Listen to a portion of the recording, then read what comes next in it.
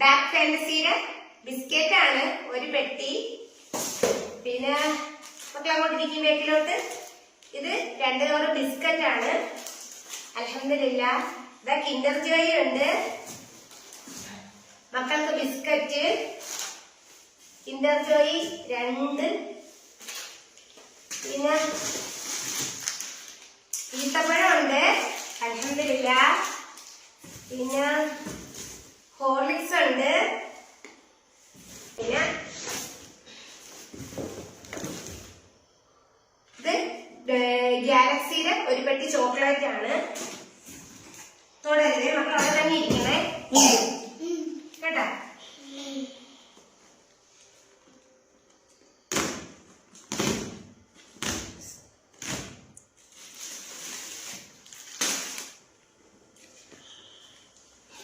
മാഷാ അല്ലാഹ്. അൽഹംദുലില്ലാഹ്. ദാ ഡ്രസ്സാണ്. കാണാമെന്തോ എനിക്ക് അറിയില്ല. നീ ആയിത്താന്റെ അടുത്ത് ചോദിക്കണം. ദാ അടുത്തൊരു ടീഷർട്ട്. മാഷാ അല്ലാഹ്. പിന്നെ ദാ ഒരു പാന്റ്. ഇത് ആർക്കൊക്കെയെന്ന് ചോദിക്കണം. എനിക്ക് ആൺകുട്ടിയെ പെൺകുട്ടിയെ തിരിച്ചറിയാൻ പറ്റൂല. പിന്നെ ഇത് മസ്റു മോൾക്കാണ് തോന്നുന്നത്. അല്ലാ മാഷാ അല്ലാഹ് നല്ല ക്വാളിറ്റി.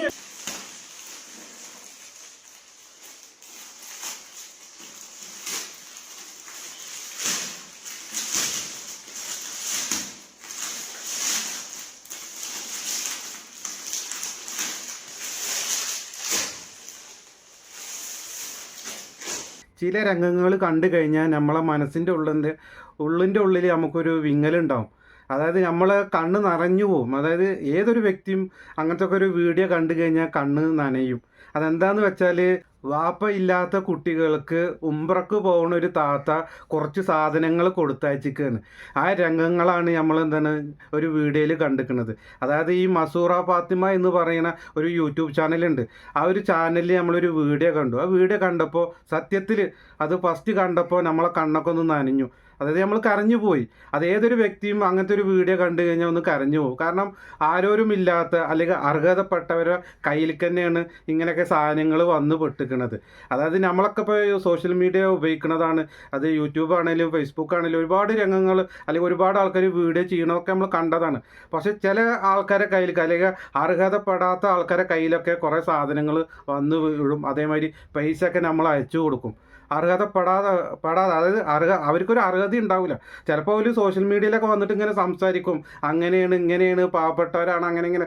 പക്ഷേ അവരുടെ ബാക്ക്ഗ്രൗണ്ടിലൊക്കെ ഒന്നും അവർക്ക് അർഹതപ്പെട്ടവരായിരിക്കില്ല.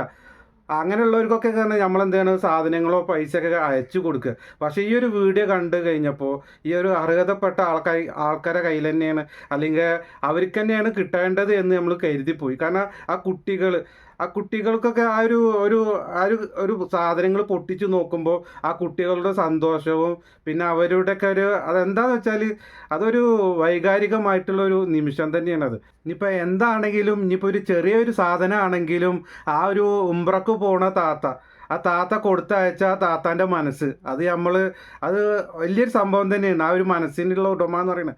കാരണം ആ താത്താക്ക് ഈ കുട്ടികൾക്ക് അയച്ചു കൊടുക്കാൻ തോന്നിയ ഒരു മനസ്സുണ്ടല്ലോ.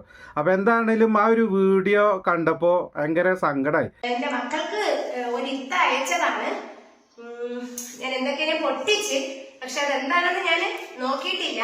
കാരണം പിച്ചാത്തി വെച്ചാണ് പൊട്ടിച്ചത്. ഞാൻ നിങ്ങൾക്ക് കാണിച്ചു തരാം. മിഠായിയാണ്, ചോക്ലേറ്റ്.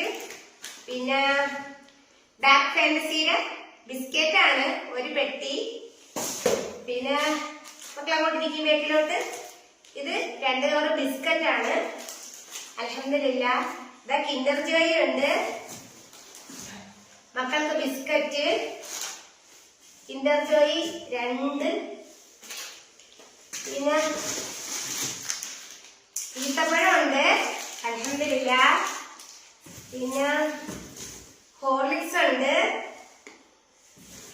പിന്നെ ഇതൊരു ചോക്ലേറ്റ് ബിസ്ക്കറ്റ് ആണ്. കിട്ടുന്ന പോലെ. പിന്നെ ഇതും ഒരു ബിസ്ക്കറ്റ് ആണ്. 3 കിൻഡർ ജോയ്, അതായത് 3 മക്കൾക്ക് 3 കിൻഡർ ജോയ് ഉണ്ട്. പിന്നെ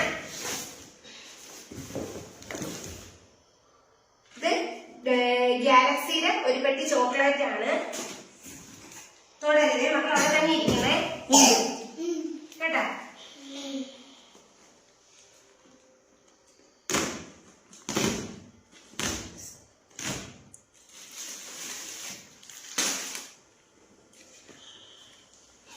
മാഷാ അല്ലാഹ്, അൽഹംദുലില്ലാഹ്. ദാ ഡ്രസ്സാണ്. ഇത് മോൾക്കാണോ എന്തോ എനിക്ക് അറിയില്ല, നീ ആയിത്താന്റെ അടുത്ത് ചോദിക്കണം. ദാ അടുത്തൊരു ടീഷർട്ട്, മാഷാ അല്ലാഹ്.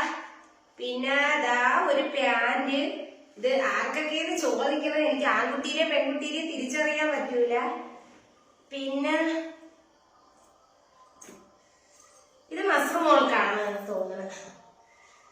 അല്ല മാഷാ അല്ലാഹ്, നല്ല ക്വാളിറ്റി ഉള്ളത് മസ്റു മോൾക്ക്. ദാ സൂപ്പർ, മാഷാ അല്ലാഹ്, നല്ല ക്വാളിറ്റി ഉള്ളതാണ്. ഇത് എവിടെ നിന്നാണെന്ന് അറിയാമോ? നാനോ ബേബി മോള്, പെരിന്തൽമണ്ണ റോഡ്, മലപ്പുറം. അൽഹംദുലില്ലാഹ്.